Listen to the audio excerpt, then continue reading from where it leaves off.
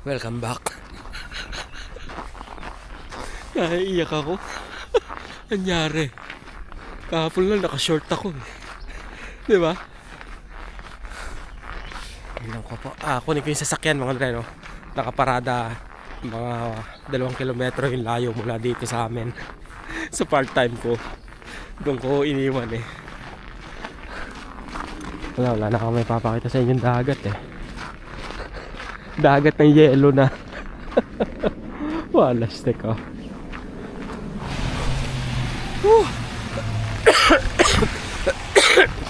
Balik na naman yung ubo ko. Dapat talaga nag-extend ako eh. Dapat nag-extend talaga ako sa Mexico. The good news, nakabalik ako sa Canada. Normal na ang presyo ng bilihin. The bad news is minus 17.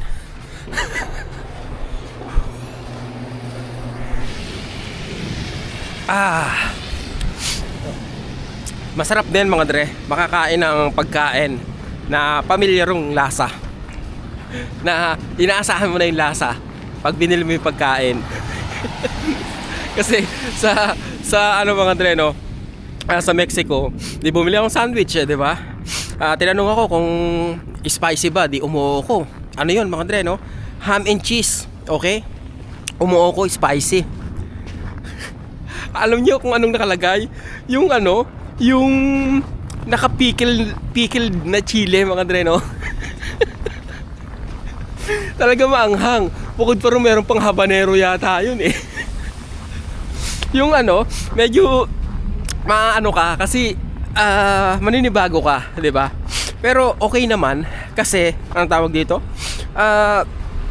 Yung makakain mo, yung talagang ano, 'di ba? Yung authentic. Kaya lang tumutulo si Pungko. Yung authentic yung makakain mo. 'Di ba? Kaya lang syempre hindi ka sanay yung gano'n. Naka-order lang ako, nakakain ako ng tamang sandwich, yung ham and cheese nung last day ko na mga dre, no? Ang dami kong tinikmang ano, so sandwich doon. May mga palaman, yung ham and cheese may carrots. Di ba?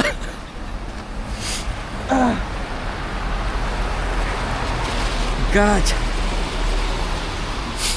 Ito, bagong paupahan na naman to.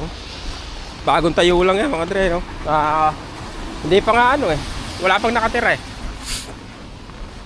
Kala ko dati condominium yan. Yung pala apartment lang.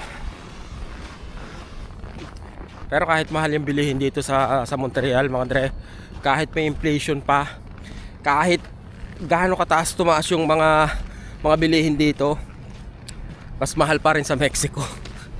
Mas mahal pa rin sa Cancun.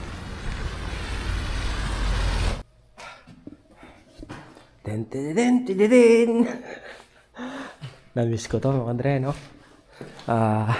Namiss ko si Rosia. Kaya tingnan natin. Oy! Oh! Tanggal lang ating eto.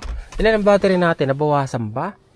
Oy, okay, 84% mga Andre, no? Iniwan ko yan, 86%. So, 84% pa rin siya, which is good. Ngayon naman, dahil Boxing Day pala ngayon mga dre, no? Punta tayo sa outlet. Okay? Let's go! In 200 meters.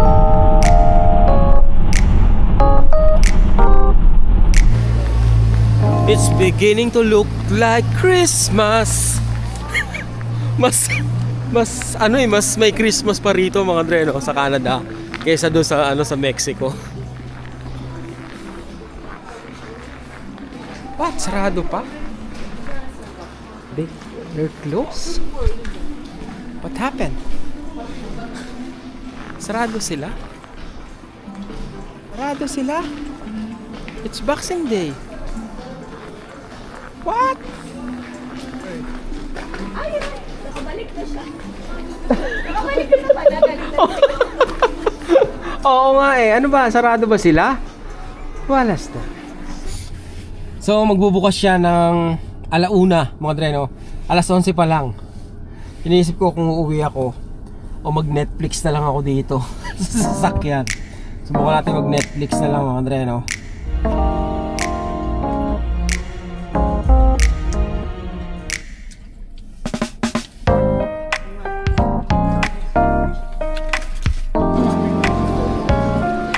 Grabe naman pila yan ni Nike. Ang haba oh, paikot-ikot. Dito tayo kay Adidas, maluwag kay Adidas eh. Grabe yung Nike, ang haba oh. Dito tayo sa maluwag, di ba?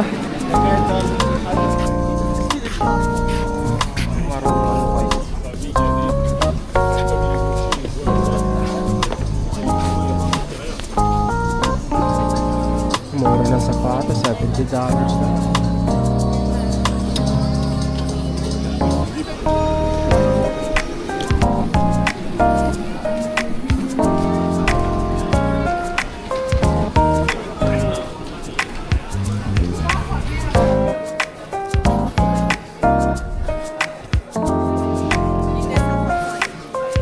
Ang gagang ng sapatos ng Skechers eh. Oh, maganda tong waterproof eh. Do you have a fitting room? Yeah, at the back. At the back. Okay, Yeah. thank you. Oh. I think it's a different design.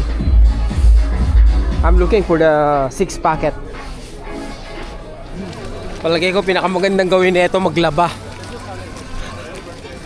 Zero.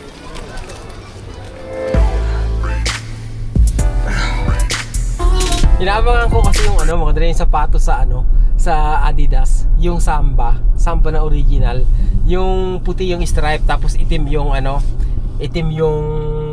body niya, tapos yung sole kulay brown. Ay wala, ganun pa rin eh. 130 pa rin eh. It's too much.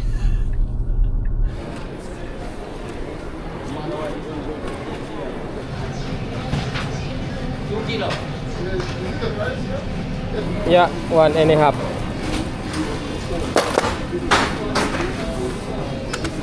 Eight. Bone marrow. Pero wag yan. Merong isa rito eh.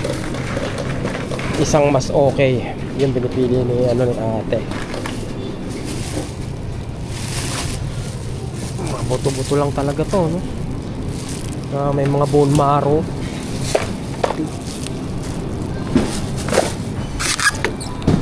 Tendon. Kailangan natin ng tendon. Yun, $8. Ay, bane oh.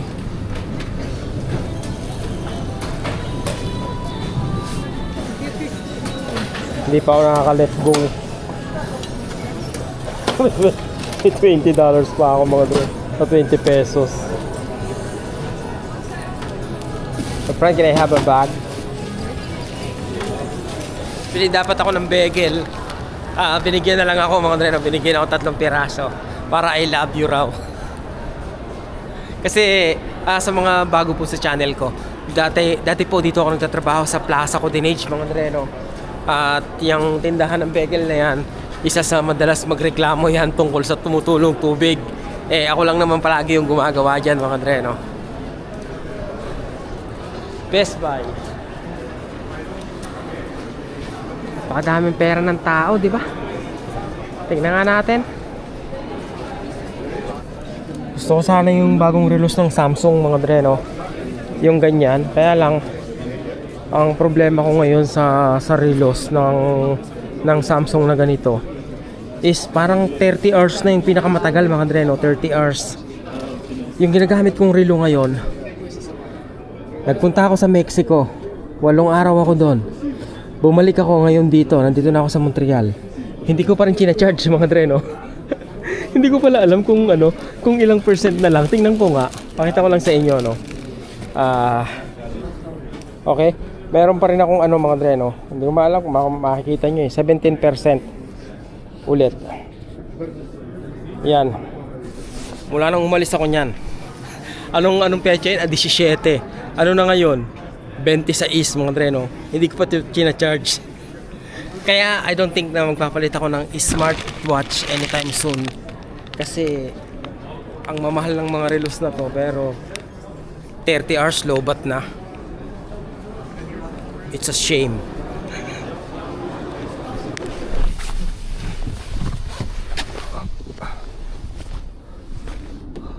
Ayun. Ngayon ko lang naaalala tong ano mga Dre, no? Itong e-bike. Awa ng Diyos, nandiyan pa rin naman. May nagtangka ba rito? Parang may nagtangka. Nawala yung ano eh. Yung takip niya rito. O may nag-usog. Hindi mo binalik. Takpan natin. At gagawin natin yan sa ano yan mga Dre, no? Sa summer. Ano project ko sa summer. What's the rush?